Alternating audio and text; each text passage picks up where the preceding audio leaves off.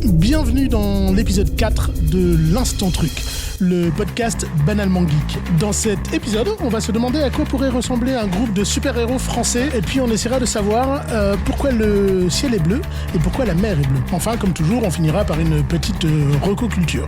Allez, voici l'Instant Truc, épisode 4. It is pointless to resist, my son. Aziz, lumière!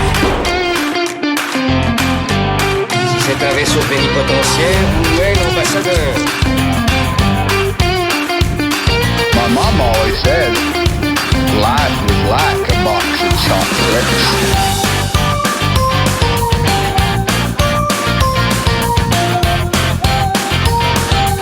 We are the knights who say... Tell me something, my friend. You ever dance with the devil in the pale moonlight? Bon, dans 10 minutes, je nous considère comme définitivement perdus. La route, là où l'on va, on n'a pas besoin de route. Bienvenue les kids et les moins kids dans ce 4e épisode de l'Instant Truc, un nouvel espoir. L'Instant Truc, le seul podcast qui blew ton mind à chaque épisode. Alors, petit behind the scene, comme nous enregistrons les épisodes 2 par 2, eh bien nous serons encore à 4 et non à 5 cette fois-ci, because Xavier a donc le Covid, en mode pas de panique, c'est juste un gros rhume. Donc, aujourd'hui, on va s'intéresser aux super-héros français et surtout à quoi pourrait ressembler un groupe de super-héros bien de chez nous. Car il est vrai que dans l'esprit du plus grand nombre, les super-héros sont presque toujours exclusivement américains. Or, il y a des super-héros français. Il y en a même pas mal qui existent déjà ou qui ont existé aujourd'hui. Pour commencer, en 1911, Adolphe Espy crée Nyctalope. L'un des premiers super-héros de l'histoire est donc français. Nyctalope, dont le pouvoir est donc de voir dans le noir, comme son nom l'indique. Et Nyctalope est en fait l'alter ego d'un certain Léo Sinclair, miraculé d'une tentative d'assassinat et ayant subi une greffe cardiaque qui lui confère des habilités extraordinaire. Donc ça, c'est Nyctalope. Donc les images que je montre à mes chers collègues seront dispo, évidemment, dans les notes de l'épisode. Ça a l'air bien. Ouais. En 1946, arrive Fantax, de son vrai nom Lord Horace Neighbour. Fantax est créé par le scénariste J.K. Melvin Nash, qui est le pseudo d'un certain Marcel Navarro, et par le dessinateur Shot. Il n'a pas de super pouvoir, mais dispose de nombreux gadgets et d'une force physique impressionnante. Entre 1947 et 1954, Claude Asquin et Branton, le premier au scénario et le second au dessin, créent Fulguros, le maître des ténèbres. C'est un personnage mi-super-héros, mi-rat de laboratoire, qui combat des super-vilains. En 1961, Georges Chollet crée Fantomette, qui est en fait Françoise Dupont, une écolière brillante vivant dans la ville fictive de Framboisie et qui la nuit se transforme en Fantomette, justicière masquée. En 1987, naît l'Archer Blanc, un super-héros créé par François Cortegiani au scénario et Jean-Yves Mitton au dessin. Mitton au dessin. Et il transpose l'histoire de Robin des Bois dans un contexte futuriste. En 99, une série créée par des amateurs adapte de manière humoristique et décalée le concept des Super Sentai, c'est-à-dire genre Bioman ou Power Rangers, à la France. Il s'agit des France 5. Au cours de la série, les France 5 seront rejoints par un autre super-héros, le Silver Mousquetaire. En 2008, et je pense que vous aurez tous la référence, Simon Astier, frère d'Alexandre Astier, crée HeroCorp. Une série là aussi qui sera diffusée sur France 4 et la chaîne Game One. Pilage. Le pitch est simple. À la suite d'une guerre dans les années 1980, il est décidé de créer l'agence HeroCorp, une organisation regroupant tous les super-héros, afin de maintenir un climat de paix. La particularité des personnages de HeroCorp, c'est le ridicule de leur pouvoir. Par exemple, le super-héros Pépito peut tousser des pépites d'or, ou encore Captain Shampoing qui peut lancer des jets de shampoing, qui s'appelait avant Captain Acid. Voilà, c'est Captain Acid. Qui pouvait lancer des jets d'acide, mais son pouvoir s'est détérioré. Et c'est du shampoing doux. Et c'est du shampoing doux. Voilà, qui pique pas les yeux. En 2010, c'est l'apparition de Night Runner, qui issu de l'univers DC Comics. Le personnage est un authentique français qui vient de Clichy-sous-Bois. Son véritable nom est Bilal Assela, un jeune homme d'origine algérienne qui est recruté par rien de moins que Batman lui-même. Et il y en aura bien sûr beaucoup d'autres. L'un des plus célèbres est le Super Dupont de Gottlieb, créé en 1972. Et donc, la question que je vous pose, messieurs, c'est bon, d'accord, mais alors pour nous, ce serait quoi une bonne team de super-héros français ? Qu'est-ce qu'on met dedans ? Oula. Un con. Il y a toujours un con. Je pense que Super Dupont, il ferait bien l'affaire. Oui. Il y a un ou deux héros côté franchouillard comme Super Dupont, ça c'est clair. Un mec, parce qu'il faut toujours un mec cadre sub parisien, tu vois, le mec qui se la pète, là, tu vois. Ouais. Voilà. Une espèce de costard-cravate. Vous voyez, on prend un travers tout de suite, qui est le travers français de ce que tu disais, pas au début, mais sur la fin, qui est la parodie.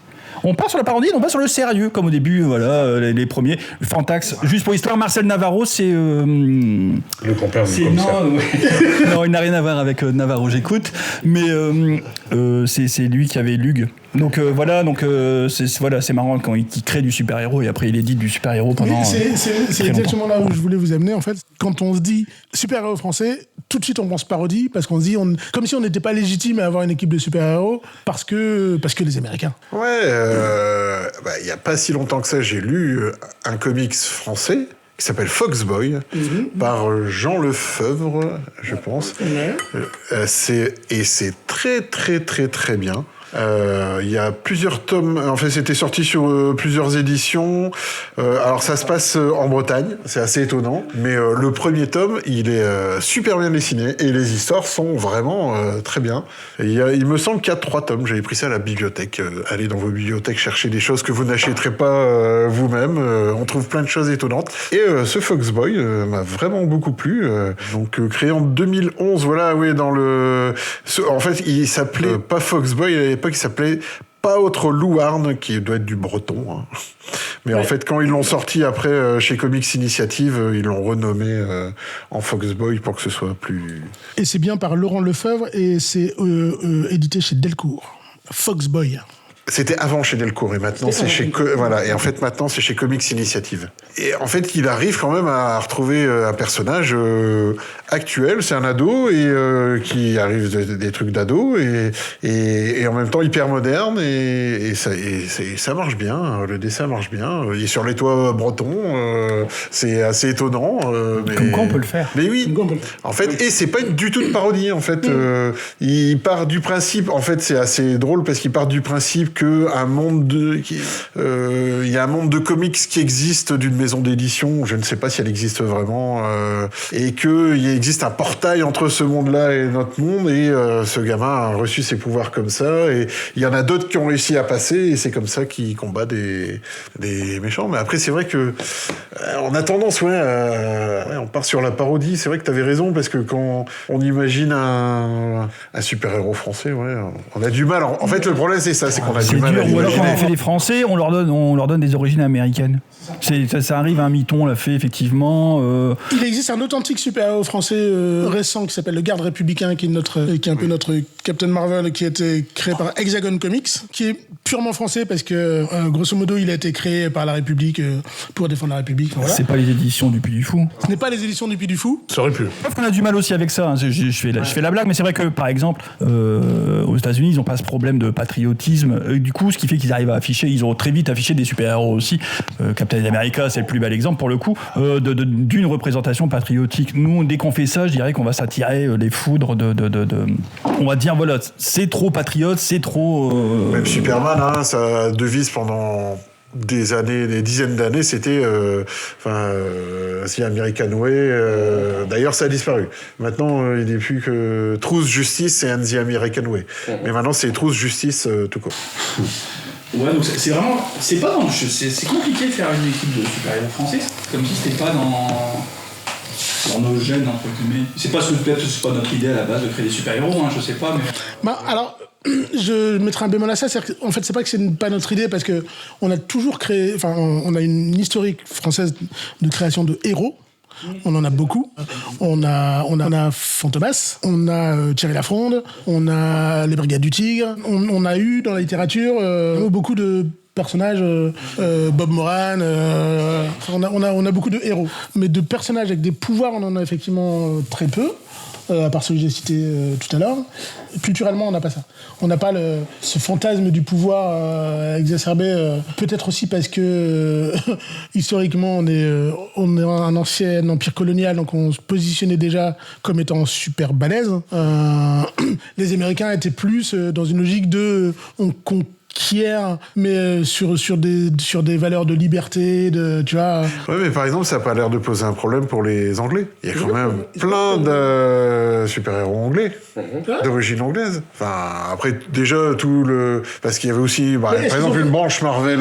Oui, c'est ça. Est-ce qu'ils ont vraiment des super-héros anglais ou est-ce qu'ils ont des Anglais qui font des super-héros pour les Américains? Ils ont quelques super-héros anglais. Constantine, il est anglais, il me semble, par exemple. Captain Britain, il est... Voilà, il y a plusieurs personnages de leur famille anglais. Il y a des super-héros qui ne sont pas qu'américains, effectivement. Alpha Flight, ils sont canadiens, québécois, comme ça.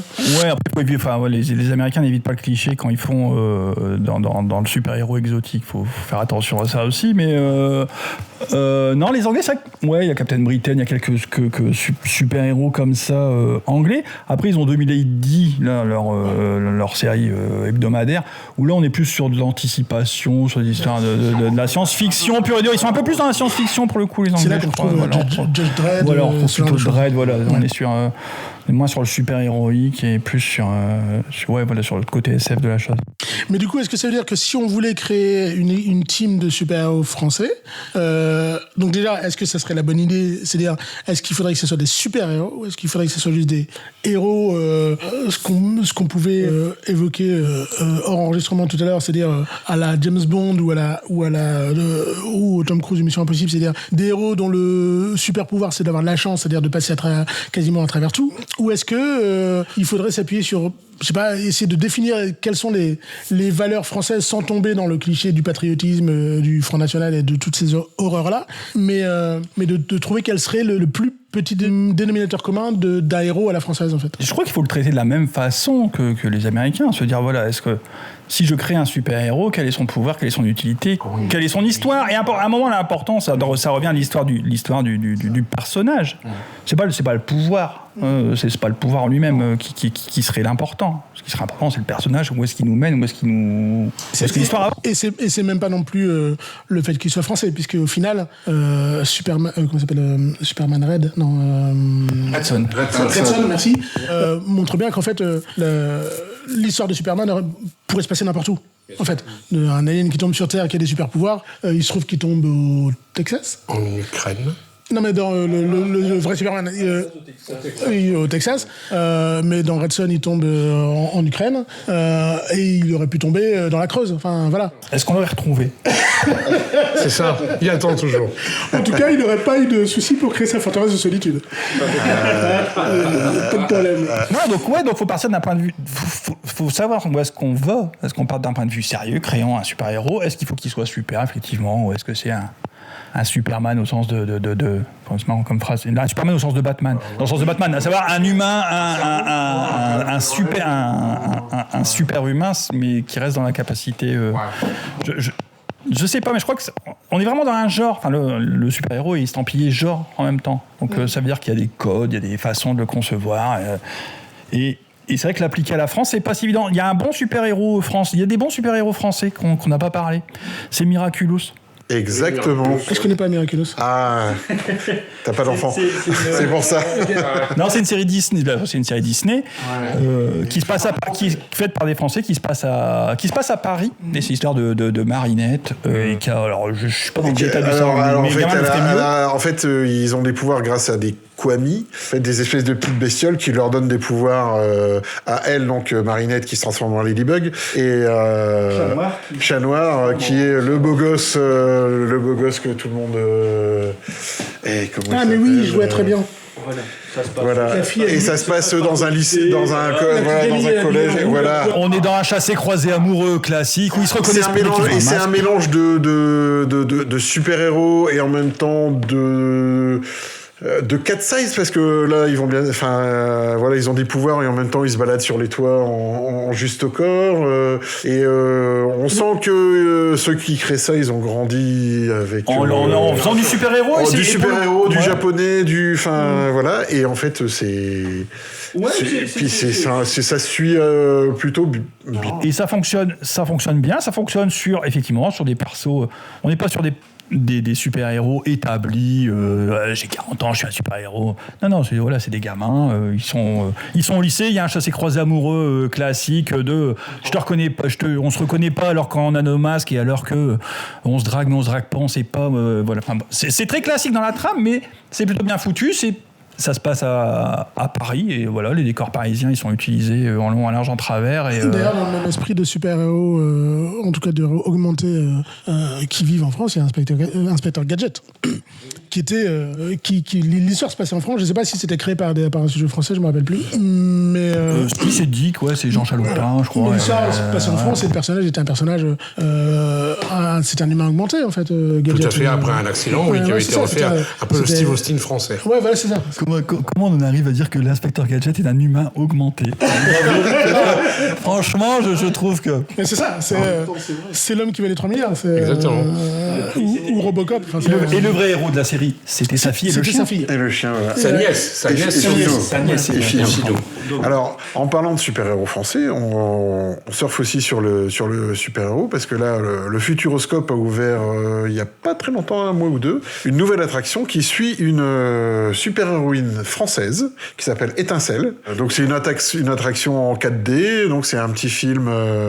Et en fait, quand on regarde la bande-annonce de l'attraction, ça mélange prise de vue réelle, images 3D, ça donne envie d'aller voir ce qui se passe en fait. Je mettrai aussi l'image dans les notes de l'épisode, mais en plus elle a un look très Captain Marvel. Exactement, ouais. J'ai pas l'historique, mais c'est un personnage qui existait déjà. Je pense soit il existait déjà, soit ils ont créé pour l'attraction. Et ce qu'il y a aussi, c'est que dans la file d'attente pour aller voir l'attraction, de ce que j'ai vu, en fait, il y a plein d'images de super-héros français sur les murs, en fait. Et il y avait l'Archer Blanc. Il y a aussi, il y a une brigade, il me semble qu'il y a... L'équipe française, c'est la brigade chimérique. Enfin, voilà, il y a plusieurs... Donc, c'est bien aussi de mettre en avant, parce que en fait, le problème des super-héros français, je pense aussi, c'est que ça n'a pas beaucoup vendu, donc ça ne peut pas fonctionner. Je pense qu'il y a beaucoup de maisons d'édition qui se tentent aux super-héros français, mais comme ça vend pas aussi bien, à un moment... Mais je crois qu'il y a un problème. C'est pas qu'un problème français en même temps. C'est compliqué de créer des nouveaux super-héros. Je crois qu'aux États-Unis, c'est valable aussi, mais c'est compliqué. Il y a un positionnement qui est compliqué. Là, les super-héros qu'on connaît depuis un certain temps et qu'on voit aujourd'hui au cinéma, etc., ils ont un passif, ils ont une assise, ils ont vraiment, ils sont vraiment implantés. Voilà, c'est difficile de passer outre. En créer des nouveaux et réussir à leur faire prendre la place entre guillemets de choses qui existent déjà, c'est difficile. Et on parlait de Miraculous, le public cible de Miraculous, c'est les gamins. Et je crois qu'il faut revenir soit il faut revenir aux gamins, soit il faut faire le biais de la brigade chimérique, qui est de faire du super-héros sans faire vraiment du super-héros. On n'est pas dans les couleurs, on n'est pas dans la quadrichromie pétante, on n'est pas dans les capes et dans on est moins là-dedans. Donc soit on fait du super-héros sérieux, soit on fait du super-héros pour enfants. L'entre-deux, il est compliqué. Est-ce qu'il n'y a pas tout bêtement la fameuse expression de l'exception culturelle française qui fait que les auteurs se sont interdits de faire des trucs comme de créer des super-héros, etc. J'en sais rien.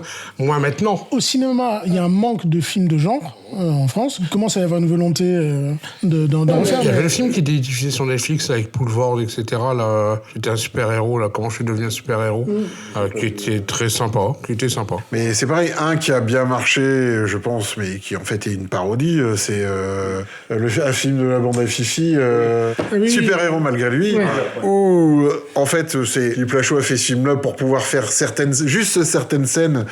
C'est quand même, le film est quand même assez hilarant, mais il y a certaines scènes, tu te dis, mais pourquoi on fait pas des films comme ça français? Parce que il y a les scènes d'action, il y a quelques scènes d'action.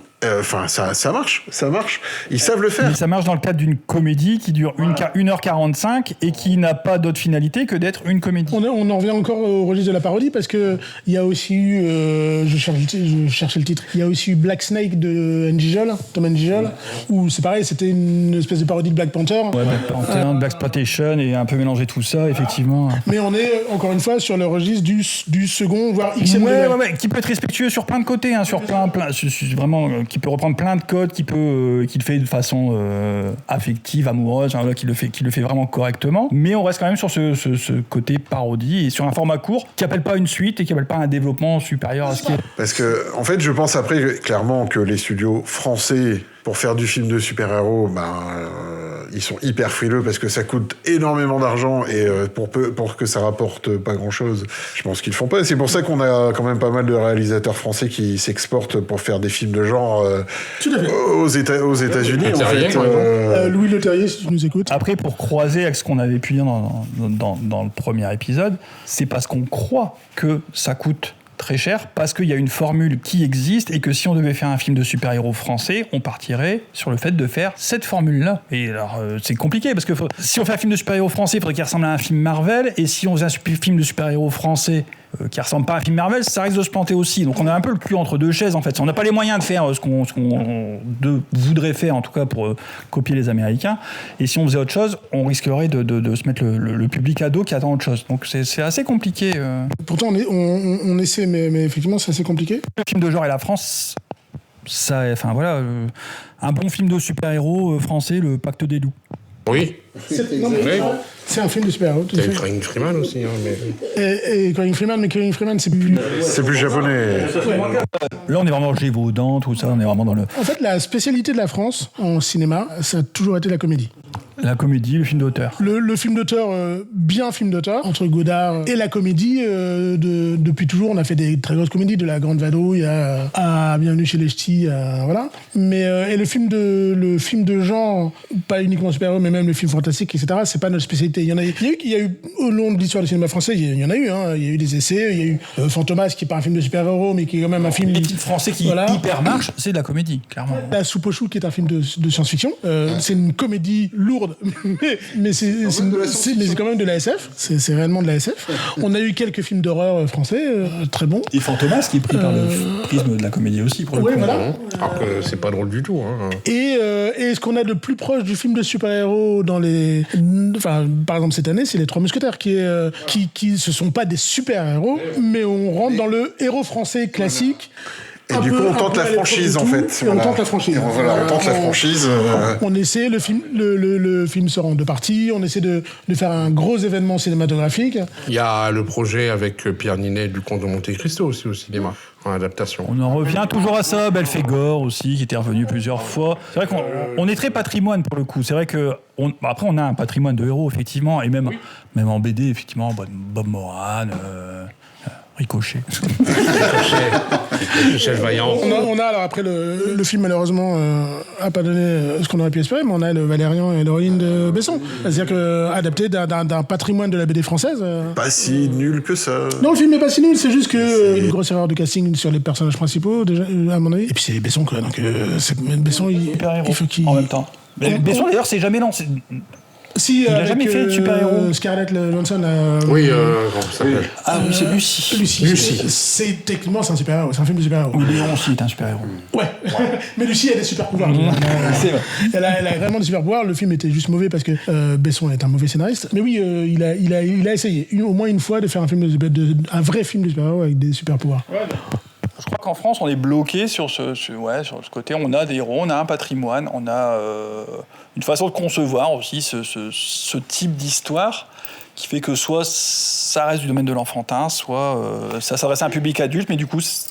Et après aussi, je pense que au final, les films de super-héros marchent très bien, mais on veut quand même pas faire ça parce que on va pas faire comme les Américains. Voilà. Ce qui est paradoxal parce qu'en fait, pour tout le reste, enfin non pas pour tout le reste, pardon, parce qu'on fait quand même toujours du cinéma d'auteur, mais pour les blockbusters, on fait comme les Américains.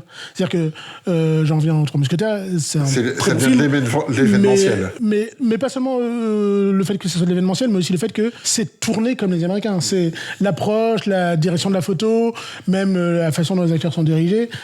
C'est tourné et vendu comme le font les Américains. Le dernier Astérix, c'est pareil. Le dernier Astérix, c'est pareil. C'est juste que... C'était une question. C'était une question. Je l'ai pas vu. Je critique pas les films que j'ai pas vus. Je sais qu'il a de très mauvaise presse, mais je l'ai pas vu. Mais par contre, ce que je sais du dernier Astérix, c'est qu'il a été vendu comme un blockbuster. Voilà, c'est ça. Ça, c'est sûr. C'est ça. Après, je crois qu'il y a cette volonté en ce moment de vouloir refaire du cinéma populaire français qui fonctionne, qui attire du monde en salle, avec des, enfin voilà, le côté tête d'affiche, tête de gondole. Voilà, il faut y aller. Comme il y avait avant, quand t'avais le Belmondo qui sortait, avec le film de Delon qui sortait, c'était Oui, pas, c'était. Sauf que là, tu te basais sur un acteur. Oui. T'avais un acteur qui faisait. C'est pour ça qu'on fait toujours des Fast and Furious. C'est un peu, c'est un principe, hein, c'est une formule. Tu fais des suites. Et effectivement, Delon, Belmondo, il y avait un peu de ça. Delon, c'était le flic. Belmondo, c'était le flic qui faisait des cascades. C'est vrai que sur les côtés action, aventure, c'est assez compliqué en France. Il y a assez peu. Alors que justement, c'était des grosses comédies. Voilà, alors qu'il y a 30 ans de ça, les films d'action français, enfin voilà, on est sur Belmondo, Delon, enfin il y en a eu une paire, enfin et c'était quand même des films d'action. Même plus récemment, ça reste encore une fois de la comédie, mais les OSS 117 sont des films d'action. C'est de la comédie d'action. C'est de la comédie, mais le héros est un personnage d'action. Ouais, mais ce pan-là du cinéma français, on l'a quand même pas mal abandonné après les années 60, la fin des cinémas, enfin le début de la fin des cinémas de quartier, etc. Effectivement, les OSS 117, avant ceux avec Jean Dujardin, il y en a 5-6 qui sont produits dans les années 60 avec un bellâtre américain et des jolis décors, etc. Ça, c'est un film d'époque. Oui. C'est voilà, et ça fonctionne. Hein. Il y a des cascades, il y a des petites poursuites en voiture. C'est du film très années 60 dans le type espionnage à la James Bond, des potes, voilà, avec beaucoup plus de cheap. Hein, mais c'était André Hunebelle, je crois, qui faisait à l'époque. Voilà, réalisateur des Fantomas. On l'a fait, mais à un moment, on l'a abandonné. On l'a laissé de côté.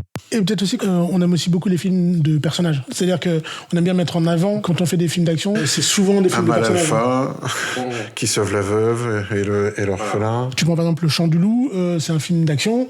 Banlieue 13. Banlieue 13, c'est très mauvais, mais c'est un film d'action.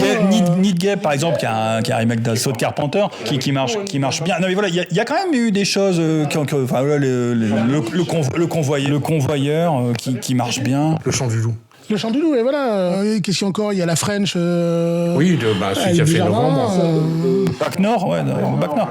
Après, le film d'action, le film d'action polar, en fait. Plus les Français. À chaque fois, c'est une histoire vraie. La French, Bac Nord et Novembre, c'est même réalisateur. C'est 3 tirés de ferret. Alors. Ouais. Après, il faut savoir le vendre, il n'y a pas d'autre mot, comme un blockbuster. Parce qu'après tout, pourquoi on irait voir un film d'action moitié décérébré américain facilement, et que si on le fait en France, du coup, on n'y va pas. C'est assez particulier, comme pourquoi on s'autorise d'un côté et on se refuse de l'autre. C'est comme un film coréen, tu vas voir un film de gunfight coréen, c'est cool, on en a vu plein, tu savais ce que tu allais voir, voilà, c'était tu savais que ça allait être bien fait. Peut-être qu'on a peut-être un doute sur notre capacité à savoir le faire aussi, je sais pas. Je crois vraiment que, déjà, malheureusement, en termes de pop culture, et je précise bien en termes de pop culture, il y a un biais hyper répandu qui est qu'on ne sait pas faire de la pop culture en France. C'est-à-dire qui est de dire, quand on fait des films de pop culture, ils sont mauvais. C'est un biais qui n'est pas toujours justifié. Après, ce que je me disais aussi là, c'est qu'au final, les films de super-héros, les critiques les descendent, mais ça marche quand même toujours pas mal au ciné. Alors que, du coup, un film de super-héros français, si la critique le descend, là, au contraire, personne va aller le voir. C'est ça qui risque d'arriver. Ouais, et encore même les critiques, je trouve qu'ils ont progressé. Enfin, ils ont dû s'adapter aussi à ça. Ils peuvent plus juste descendre un film de super-héros en disant c'est un film de super-héros. Il faut que ce soit argumenté un minimum derrière, il faut justifier pourquoi. Et ils arrivent à mettre des bonnes critiques maintenant, même sur des films de super-héros. Il y a une preuve que. Ce qu'il y a aussi, c'est que les critiques aussi, ça commence à être des gens de notre âge et qui ont vécu comme nous on a vécu. Donc il y a aussi. Oui, il y a un héritage. Un héritage aussi. Vidéoclub. Culturel, pop, qui commence, qui est un peu plus présent. Tu sais ce que je voulais rebondir là-dessus, sur ce que tu disais, Pascal, en disant ces nouveaux réalisateurs, mais ces nouveaux réalisateurs qui arrivent, à qui on donne leur chance peut-être de faire des moyens-métrages, des courts-métrages et des longs-métrages, s'ils ont 25-30 ans, ils sortent de la culture pop, parce que la culture pop, c'est quand même vachement développé dans ces 20-30 dernières années, que nous, quand on était gamins, c'était les prémices et tout ça, etc. Donc ils ont baigné dedans. Donc je suppose que parmi tous ces réalisateurs-là et techniciens, il y en a bien quelques-uns. Mais on n'a pas, par exemple, on en discutait tout à l'heure, Pierre. Par exemple, on reprend l'exemple du Flash là qui arrive. Tiens, comme par hasard, le réalisateur, c'est le réalisateur de ça. Donc il vient encore une fois du film d'horreur. J'ai fait mes mains sur le film d'horreur. Aquaman, c'est James Wan, c'est les Sceaux, film d'horreur. Je te passe Sam Raimi, film d'horreur. Enfin, James Gunn, film d'horreur. Ils ont tous fait leurs armes avant d'arriver sur un gros bar comme ça. Chez Corman. Voilà. C'est chez Corman, chez Troma. Enfin voilà, il y a plein. À l'exception notable des frères Russo qui viennent de la sitcom. Ouais. Et en France, t'as rien pour te faire la main. Il n'y a pas de film d'horreur, parce qu'il n'y a pas de film de genre, il n'y a pas de film de super-héros, il n'y a pas de film de SF, il n'y a pas de film d'action, il n'y a pas de film d'horreur non plus. Le peu de films d'horreur qu'il y a eu, ils se sont fait... Et c'était il y a longtemps, le dernier film d'horreur, c'est Arthur et les Minimoys. Non, mais sinon on arrive sur des trucs comme Titan ou bien Grave, qui sont plus... On est dans le film d'horreur, mais on n'est pas dans le... On est dans le film d'horreur d'auteur. D'auteur, voilà, on est dans une horreur, voilà, une horreur autorisante, et qui sont d'ailleurs des très bons films. Titan, c'est très très bien. Mais du coup ne prépare pas forcément à gérer un blockbuster, etc.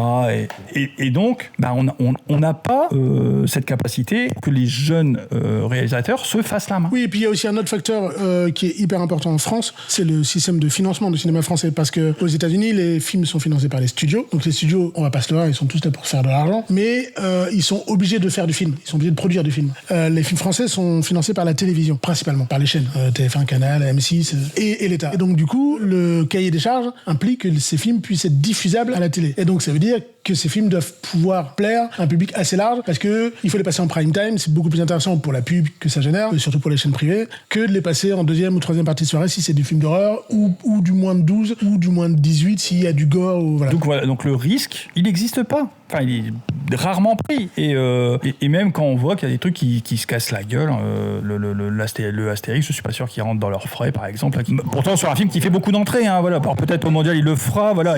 C'est ce qui change avec les plateformes, c'est que, alors malheureusement, les films du coup sortent pas au cinéma, mais les plateformes sont dans la même position que les studios hollywoodiens, c'est-à-dire qu'elles ont besoin de produire du contenu, beaucoup, et donc du coup, elles sont plus à même de prendre des risques parce que elles mutualisent, entre guillemets, c'est-à-dire elles vont te produire 20, 30, 50 films dans l'année. Si on a 10 qui se plantent, c'est pas grave parce qu'elles ont fait venir suffisamment d'abonnés, et donc elles peuvent dire je suis sûr que c'est plus facile aujourd'hui pour un réalisateur français de dire j'ai une super idée de film de zombies ou de film de super-héros et d'aller voir Netflix ou Paramount ou Disney France et de leur vendre le truc que ça l'était il y a 15 piges où il n'y avait pas tout ça. Et d'ailleurs, tu parlais effectivement du côté subvention du cinéma français. S'il n'y avait pas ça, il serait mort. Ou alors il aurait changé radicalement le cinéma français. Puisque si on fait un parallèle, je disais tout à l'heure que dans les années 60-70, on a arrêté le film de genre. Il y avait un cinéma qui avait continué le film de genre et qui s'en abreuvait. C'était le cinéma italien. Il est mort. Et ce cinéma, il est mort. Il est complètement mort. Il y a encore du cinéma d'auteur italien, un petit peu, mais le cinéma d'exploitation, qui était une grosse partie du cinéma italien, puis même, qui a vraiment abreuvé les cinémas, les vidéoclubs des années 80, voilà, grosso modo 70-80, il est complètement mort, il n'existe plus. C'était un cinéma artisanal qui était, certainement bancal sur plein de niveaux, mais en tout cas, il fournissait, on produisait, il vendait un film sur une affiche sans avoir rien du tout, il récupérait les fonds pour tourner un film, il tournait le film et il le rentabilisait. C'était mercantile, pur et dur. Et grâce à ça te donne du Dario Argento, du Lucio Fulci. Exactement. Il y a quand même des choses, il y a des images qui... voilà. Et après, c'était aussi des roublards pour savoir comment tourner quelque chose et à moindre coût et à faire aussi... Et puis c'était des vrais artisans. Ils savaient où poser une caméra, ils savaient faire des choix de plans, ils savaient raconter une histoire avec le peu de moyens qu'ils avaient. Ils savaient arnaquer les gens en les payant que dalle quand c'était nécessaire. Voilà, stock shots s'il fallait, etc. Mais en tout cas, c'est un cinéma, pareil, qui n'a jamais vraiment existé en France, en fait. C'était purement mercantile. Hein. L'objectif, c'était je te donne de l'argent, tu me rentabilises le truc, et puis on en refait un dans 6 mois. Et ça, en France, on n'a jamais eu. Et si on n'était pas subventionné, peut-être qu'on aurait dû, à un moment, bifurquer. Mais là, aujourd'hui, on reste dans notre carcan. Comédie, auteur, un peu d'action polar, voilà, mais on s'autorise pas de risque parce qu'effectivement, il y a ce principe de diffuseur et dire, il faut qu'on diffuse à heure de grande écoute et donc, vous me faites ça. Et donc, pour conclure et boucler sur le sujet... On parlait de ces super-héros français, c'est ça. Pour conclure et boucler sur le sujet, si on devait créer une équipe de super-héros français, est-ce que du coup, ça veut pas dire qu'il faudrait non pas se focaliser sur le fait qu'ils sont français, mais juste se dire, on invente une histoire dont le thème est le cœur, et après, il se trouve qu'elle se passe en France. Vous voyez ce que je veux dire ? On a une équipe de super-héros qui sont français parce qu'ils habitent en France, mais l'histoire, etc., ne tourne pas forcément autour de l'identité française ou de valeurs françaises, vous voyez ? Peut-être bien, ouais. Bien sûr, c'est même comme ça t'arrives à exporter ton produit en plus. Au final, on parle toujours on en arrive toujours au côté commercial, parce que pour pouvoir sortir quelque chose, il faut pouvoir le vendre. Pour boucler avec le sujet de l'épisode précédent, ce qui fait fonctionner Spider-Man, c'est que c'est un ado et que ça parle à tous les ados. C'est un ado qui galère. Voilà, et ça parle à tous les ados du monde entier, qu'ils soient américains, français, russes, tchèques, africains, ça leur parle. Parce que ils se projettent. Et pareil pour les X-Men, leur côté outcast, leur côté exclu. Donc ouais, c'est en fait Une bonne histoire, elle peut être adaptée, quel que soit le pays, le lieu où elle se passe. Faut juste qu'elle ne dépende pas de ce contexte-là. Faut pas qu'elle soit trop marquée, trop... Ben voilà, je pense qu'on a trouvé la réponse à la question. Déjà, avant de faire... Tu disais faire un groupe, en faire un déjà. Oui. Faisons-en un. Non, ça ne marche pas. Cette phrase ne fonctionne pas. Le deuxième et dernier sujet de ce 4e épisode de Instant Truc, c'est un sujet simple, en apparence en tout cas. Dis maman, pourquoi le ciel il est bleu et la mer elle est bleue? C'est vrai ça, pourquoi? Vous savez? Pas partout. Dans notre chère mer du Nord, elle est un peu marron, même si au départ elle est marron, au loin elle est bleue, et le ciel est gris. Mais bon, on va parler quand même. Non, mais quelquefois il est bleu. C'est vrai. Ouais, mais non, j'aime. Mais la réverbération c'est trop facile, donc il doit y avoir un autre.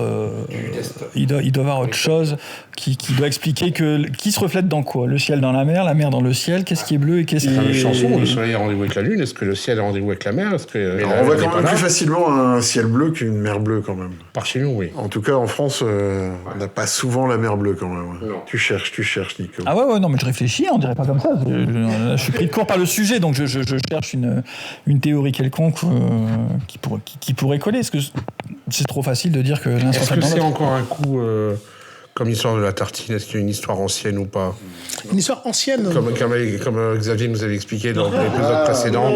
Est-ce que quelqu'un a fait tomber un seau de peinture bleue? Déjà, est-ce que c'est un ciel ou est-ce que c'est un plafond, en fait? C'est ça la vraie question. Ah ouais. D'après les Gaulois, c'est un plafond. C'est un plafond, puisque quelquefois il tombe sur la tête. Est-ce que la Terre est ronde? Ça, c'est vrai. Non, mais faut arrêter les conneries. Tout le monde sait que la Terre est triangulaire. Alors qu'elle est plate sur le dos de 4 éléphants portés sur une tortue géante. Ouais. Donc, en gros, on sait pas. Je l'ai peut-être su. Pour moi, c'est la réverbération, mais... Mais la réverbération de qui, sur quoi? Du soleil. Alors, le ciel est bleu, c'est à cause des rayons ultraviolets. Bon, moi, dans mes lointains souvenirs, alors. Hein. Ultraviolet ou ultra-bleu? Ultra-bleu. Et donc, ces mêmes rayons qui passent à travers l'eau et qui rendent... En plus, alors la couleur bleue, dans l'imaginaire populaire, c'est source de vie. L'oxygène bleu, etc. Est-ce qu'il y a de l'oxygène dans l'eau? En même temps, il n'y a pas d'aliments bleus. Il y a de l'oxygène. Il n'y a pas d'aliments bleus. Il n'y a pas de plantes bleues. Enfin, il y a des fleurs bleues, mais... Il y a des fleurs bleues qui sont peut-être comme... Des aliments bleus, il y en a. Donc...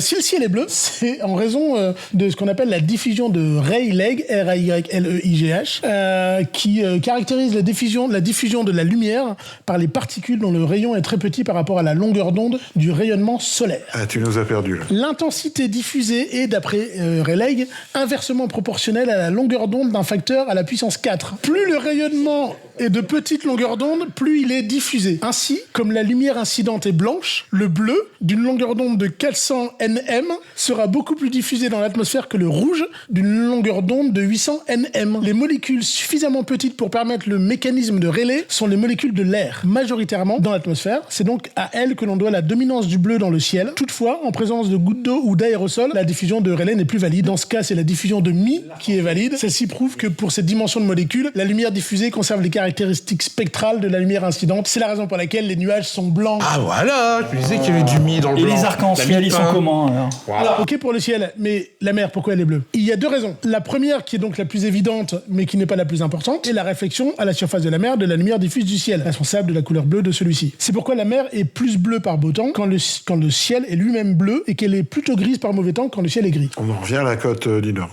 Pourtant, les spéléologues ont constaté que même dans les grottes protégées du ciel, l'eau est bleue si on l'éclaire avec une lumière blanche. En effet, lorsqu'une lumière blanche, autrement dit le rayonnement solaire, percute la surface de l'eau, une partie est réfléchie, première raison de la couleur bleue de la surface des eaux, et l'autre est réfractée et pénètre dans l'eau. Or, on en revient à ce qu'on disait tout à l'heure sur la couleur du ciel. Or, la lumière blanche est en fait constituée de plusieurs longueurs d'onde, chacune responsable d'une couleur du spectre visible. C'est pourquoi la lumière réfractée par les gouttes de pluie forme un arc-en-ciel multicolore. Chaque longueur d'onde, couleur, n'est pas absorbée aussi vite par les molécules d'eau. Donc tout ça pour dire que c'est la l'incidence de la lumière solaire qui donne la couleur à l'eau et au ciel. D'accord, donc le ciel, c'est un écran mal réglé, en fait. Ouais. La question importante, c'est comment on arrive au coffre, au chaudron rempli d'or au pied de l'arc-en-ciel. A priori, il faut suivre l'arc-en-ciel, mais ça peut être long. Ça peut être long. Et surtout, il est gardé par des elfes, non? C'est des léprechaun. C'est des léprechaun. C'est des léprechaun. Pas des gobelins? Des gobelins, des léprechaun.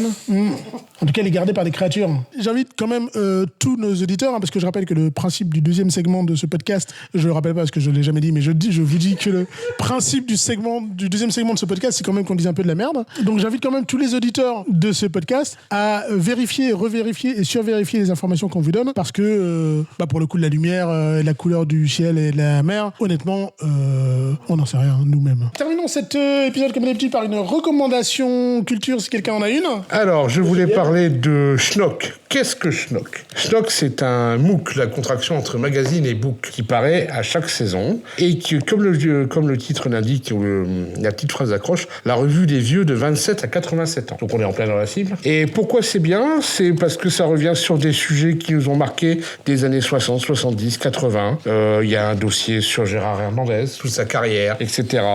Sur tel type de mode. Là, le dernier numéro en couverture. Alors, la couverture, à chaque fois, ce n'est pas une photo, c'est un dessin. Vous avez Michel Drucker avec son chien, bien sûr. Toute la carrière de Drucker.